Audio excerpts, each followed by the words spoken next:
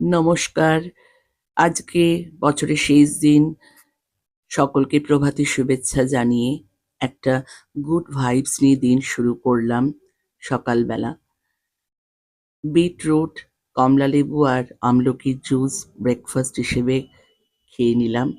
এরপর ক্লাস, তারপর লাঞ্চ হিসেবে রান্না করলাম পেঁয়াজকলি আলু ভাজা, বেগুন দিয়ে বড়ি দিয়ে একটা দেশি পাবদার ঝোল, আর রাতের জন্য বানালাম পালং পনির।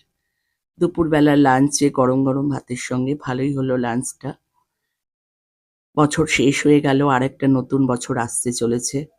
সকলের জীবন খুব ভালো কাটুক, সকলে খুব ভালো থাকুন।